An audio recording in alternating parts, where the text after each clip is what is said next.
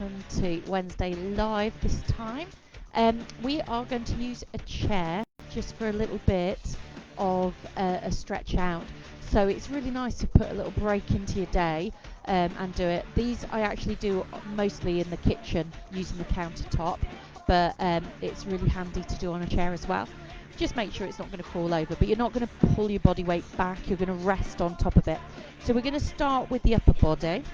So all you're going to do is place your hands on top, walk away a little bit so you're almost like a plank position, and then pull your hips back nice and easy, pulling away from the chair, but you're not sort of shifting your weight back. So from here you could easily take your hands off, you're not resting on. And you want to try and keep your head in alignment. So it's easy to most people want to drop the head through, or you might want to tip your bum up or tuck it under. Try and keep this long straight line from your head to your hips. So you're pulling back, you can stay there for a bit or you can move in and out of it. It's up to you. So whatever feels good. Knees are relaxed, but they're not bending, you're not dropping down into it.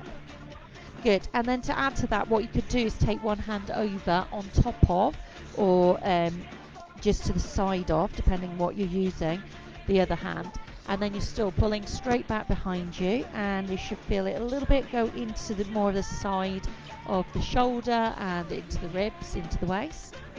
Just depends how far that arm goes over. You could even sort of cross it at the wrist to get it further down the body.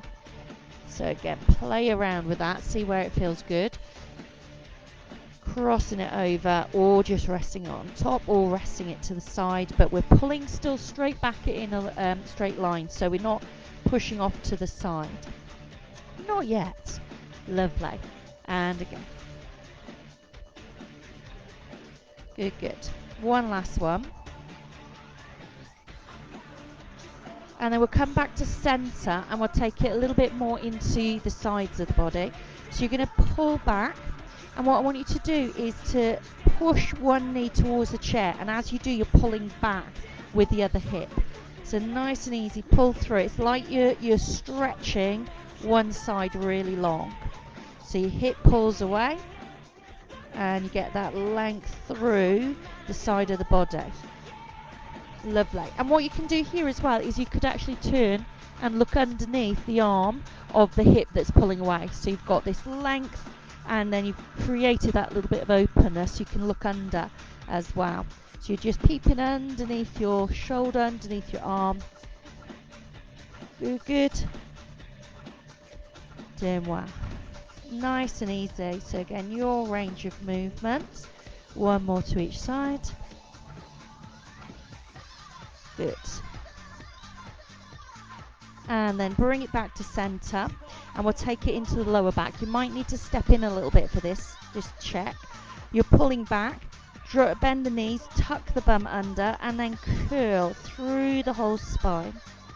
All the way up, head comes up last. And again, pull back with the hips, and then tuck your bum under and curl through the spine from the tailbone, all the way up to the shoulders, heads up last. And that is such a nice sort of all over stretch. Good. And because you're pulled back in this position, it's harder sort of to focus on the upper body and push through that.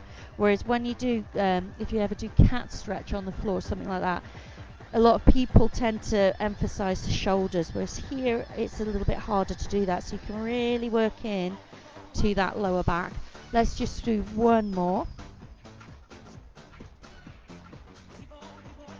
Lovely. And then just to finish off, making sure everything gets a bit of a stretch, let's step in with one leg, the other heel comes down, get a little bit of work into your calves.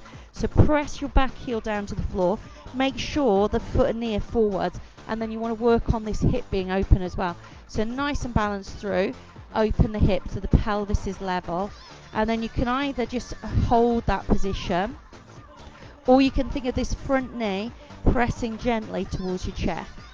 As you do, you're keeping the heel down, so it's still getting the stretch through, and also you want to watch that you're not arching the spine to get there, but your body stays in that straight line as you push in and out. Lovely. Couple more like that. Good, good. And then let's switch sides. So step it in and change. Heel down, knee forwards, foot forwards, level out your pelvis, so making sure you're not keeping your bum back, body nice and lifted. And again, either just hold that there or add in the press of your knee coming in towards the chair and ease it off. Lovely.